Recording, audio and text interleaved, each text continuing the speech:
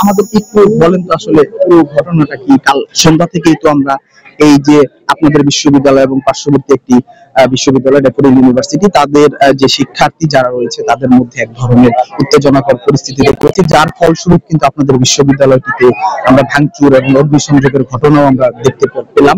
এই বিষয়টি যদি আমাদের কি বলতেন? ভাইয়া, ক্ষুদ্র একটা বিষয় নিয়ে ঝামেলা হয়েছে, খুবই ক্ষুদ্র একটা বিষয়, থুতু ছোড়া নিয়ে ঝামেলা হয়েছে। এই ক্ষুদ্র বিষয় নিয়ে ঝামেলাকে কেন্দ্র করে এত বড় ধ্বংসযজ্ঞ চালানো হয়েছে।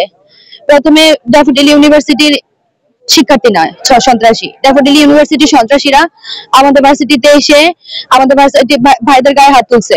তারপরে নরমালি আমাদের ভার্সিটি ভাইদের গায়ে হাত তুলছে, আমাদের ভার্সিটি ভাইদেরকে যথেষ্ট পরিমাণে মানে যেভাবে পারছে, এরপর আমাদের ইউনিভার্সিটি এসে ভাঙচুর করছে। আপনারা তো দেখতেছেন আমাদের ইউনিভার্সিটি অবস্থা, আমাদের বাসগুলা পুরাই দিছে, আমাদের ক্যাফেটেরিয়া ভাঙছে, আমাদের মাইক্রোবাসে আগুন দিছে।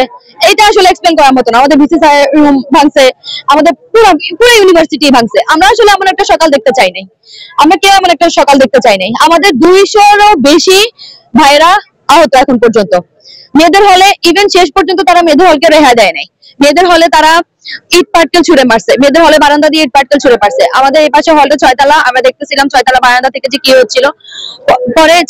পরে ওই আমরা যখন দেখতেছিলাম তখন মেয়েরা বারান্দা ছিল, মেয়েদের দিকে ইট পাটকেল ছুড়ে মারছে, মেয়েদের দিকে হচ্ছে আপনার মানে উল্টাপাল্টা অঙ্গভঙ্গি করছে। নারী শিক্ষার্থী কি আহত হয়েছে? জি জি, নারী শিক্ষার্থী আহত হয়েছে। নারী শিক্ষার্থীরা তো আসলে যারা ক্যাম্পাসে থাকে, যারা আবাসিক হলে থাকে, তারা তো আসলে বের হতে পারে না, আমাদের হল তো বন্ধ ছিল। কিন্তু যখন আমরা দেখতেছিলাম যে বারান্দা দিয়ে, যখন আমরা দেখতেছিলাম, মূলত আমাদের যে ক্যাফেটেরিয়া ভাঙা হয়েছে সেটা আমাদের হলের ক্যাফেটেরিয়া। তো হলের ক্যাফেটেরিয়ার পাশে আমাদের হল অবস্থিত। তো হলের বারান্দা দিয়ে যখন মেয়েরা নিচে পরিস্থিতি দেখতেছিল, তখন মেয়েদেরকে ইট পাটকেল ছোড়া হয়েছে। তখন মেয়েরা অনেক মেয়ে মানে আহত হয়েছে, অনেক মেয়েরা। মেয়েদের বড় সড়ো কোনো ক্ষতি হয় নাই, তবে মেয়েদের যথেষ্ট পরিমাণ মানসিক টর্চার হয়েছে। সারাটা রাত ধরে আমরা কি একটা রাত পার করছি ভাইয়া জানেন না। আমাদের এই ইউনিভার্সিটি, আমরা আমাদের চোখের সামনে দেখছি আমাদের ইউনিভার্সিটি কিভাবে জ্বলে পুড়ে ধ্বংস হয়ে যাচ্ছে, আমাদের বাসগুলো কিভাবে জ্বলতেছে, আমাদের ভার্সিটি কিভাবে ভাঙা হচ্ছে।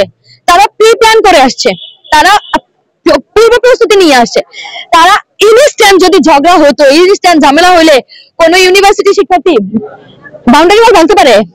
তারা বাউন্ডারি ওয়াল ভেঙে চলে গেছে, তারা হ্যামার দিয়ে বাউন্ডারি ওয়াল ভাঙছে। তারা আমাদের ইউনিভার্সিটির মেইন গেট ভেঙে, মেইন গেটের একটা পার্ট আপনি দেখবেন নাই, মেইন গেটের একটা পার্ট মাথায় করে নাচতে নাচতে গেছে।